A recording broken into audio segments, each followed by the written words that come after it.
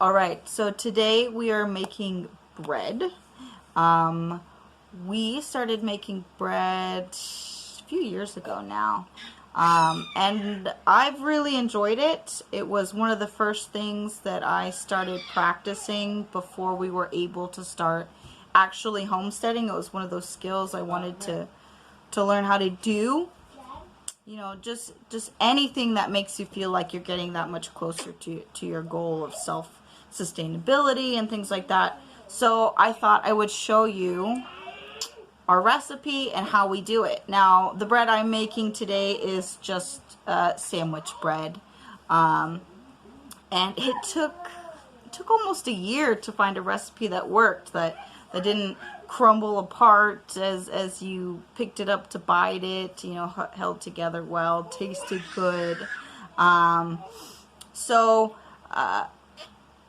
I spent some time working with the recipe, and I finally did a breakdown of the cost, and even though you can find a loaf of bread in the store, you know, the dollar store, something for 99 cents, this breaks down, I guess, depending on if you go all organic or not.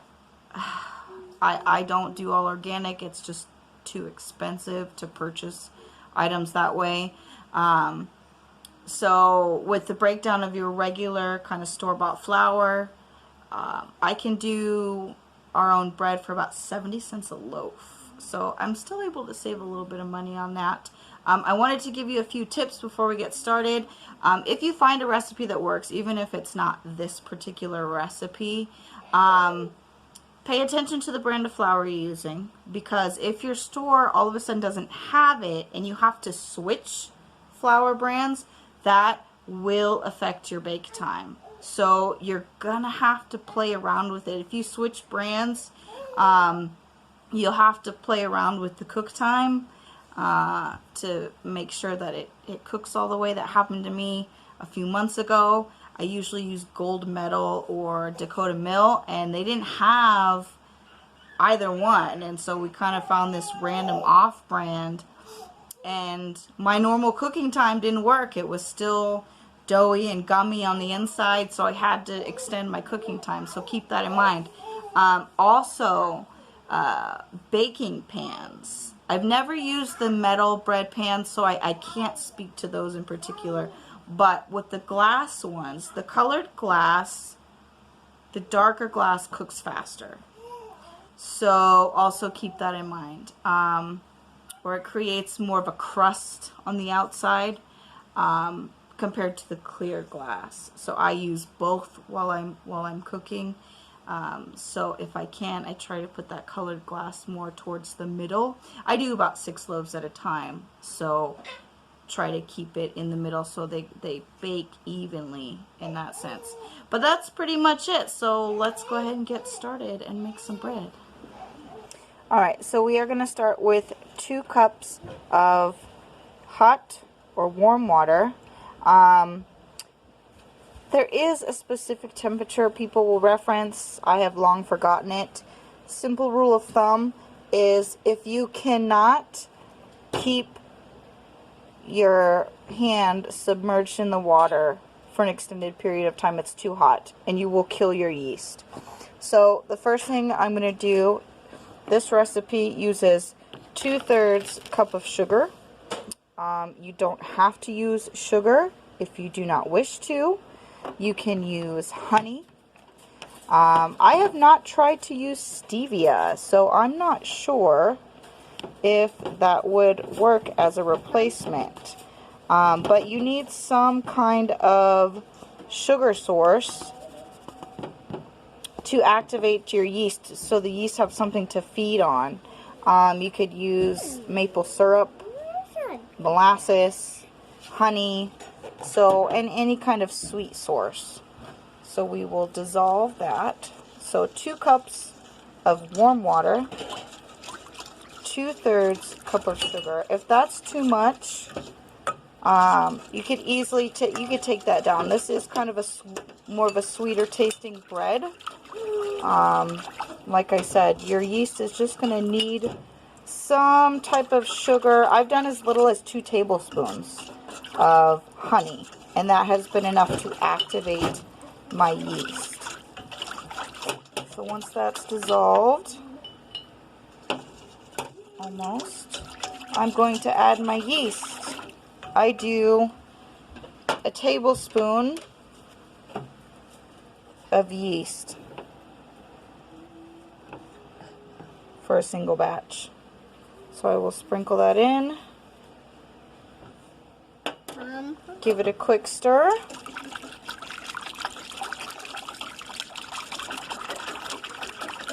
And then we're going to let this rest for 10 to 15 minutes so it can activate. And you'll be able to smell and see the yeast waking up. As you can see, the yeast has woken up. So now we can add our other ingredients. Now, quick note, read the directions on your yeast package or jar. I use active dry yeast, and this needs to be activated in sugar water. Some yeasts, actually I believe this bread machine yeast, quick rise, this stuff has to be activated in flour and sugar. So there are different methods to activating your yeast. So just be sure to check the instructions of your yeast package before you do it. So now that my yeast is activated, I'm going to add approximately a quarter teaspoon, half teaspoon of salt. I just like to sprinkle a little bit in there. Hold on, sweetheart. And about a quarter cup of oil. You could also use an egg. You could use butter. Whatever suits your fancy. Now we're going to mix this together real quick. And then I'm going to start adding my flour. You can help Sissy, sweetheart. She's got two other batches to make. So I'll get all that mixed in, and then we'll start adding. I like to do flour. 1 cup at a time.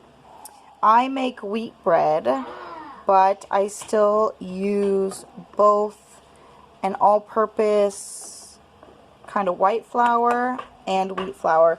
Wheat flour on its own is just too dense of a bread, and it doesn't make for a good sandwich bread. It makes a wonderful soup bread. But for sandwich slices, not so much. It doesn't get a lot of rise out of it. So I buy in bulk. I have a wonderful Amish place, so that's why you see my flour in these big old totes here. So I have 1 cup of my white flour in, and then I'm going to add my wheat flour. Your environment is going to determine how much flour you need, but usually it takes anywhere between 5 to 6.5 cups for this recipe. You just got to play around with it. That's why I like using my hands, because I can feel when it's ready. Also, I suggest using a whisk to get it started, because it's so much easier to break up those clumps of flour with a whisk. And then when you reach the point where you can't do it with a whisk anymore, then that's when you can switch to a spoon. So I'm going to get these incorporated, and then I'll meet you when we start kneading. Okay, so I have mixed this with a spoon as much as I can. It is quite sticky. So now it's time to turn it out onto our work surface and start kneading it by hand. So I'll take some flour on my surface, on my hands, and on the dough, and just turn it out. So we'll scrape all that goodness out. It is quite sticky at this stage, so be prepared.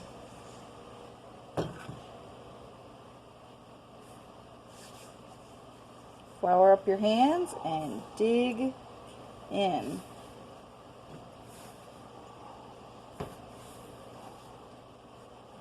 So what's nice about using your hands is there is such a thing as over kneading, which makes your bread real stiff and quite dense, and then you run into the same issues as using strictly wheat flour, because it doesn't rise very well. Now, as I said before, as a dinner bread and other things like that, that's not a big deal, but for sandwich bread, I want my bread to rise. So using a machine, you're not going to feel when your loaf is ready. So doing it by hand usually probably takes around 5 minutes. But you know your loaf is ready when it still feels sticky, but it doesn't stick to your hands like this anymore.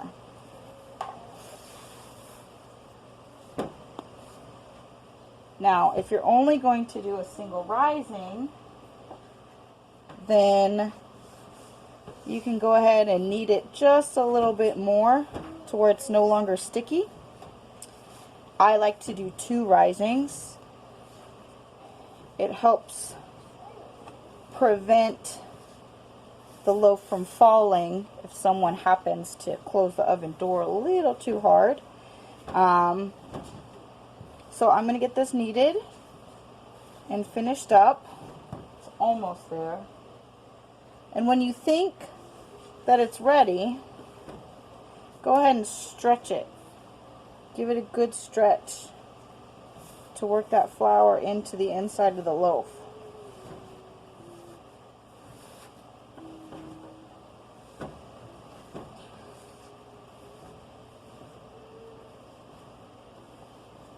Kind of work the heels of your hands into it. See, it's still quite sticky, so we're not ready yet. But that's the basics of it. So I'll get this finished up, and then we're just going to toss it back in the bowl and let it rise, because I'm doing a second rising. Alright, so this dough is ready, so I can knead it, and it's still sticky, but it doesn't stick to my hands very much. It's just a little bit. We'll flip it over, knead it some more.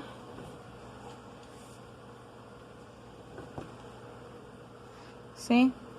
Not too shabby. So, now, see, it's still sticky, but it's not coming off on my hands. That's when you know it's ready for its first rising. So, I'm going to put it back in the bowl, and once it's risen to about double is what you're looking for. Doesn't have to be exact, just eyeball it, but double of this would be a little bit above the rim of this bowl. Okay, my bread has risen, and now I'm going to knead it a second time and get it into my pre-greased loaves so it can rise a second time. Now this second kneading, you don't need much. Just enough to form it into a loaf.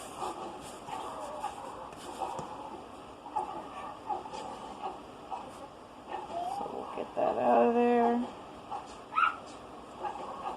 Get all that goodness out of the bowl.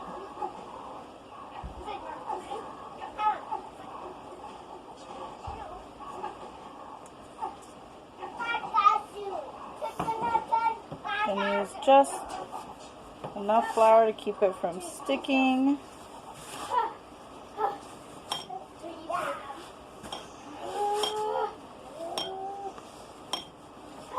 So remember, this recipe does 2 loaves. So I'll work it. I don't weigh my loaves out, I just kind of eyeball it.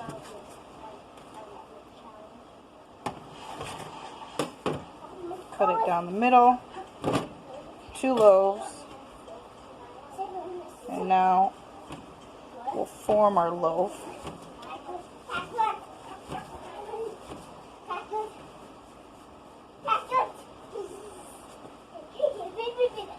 tuck the ends under.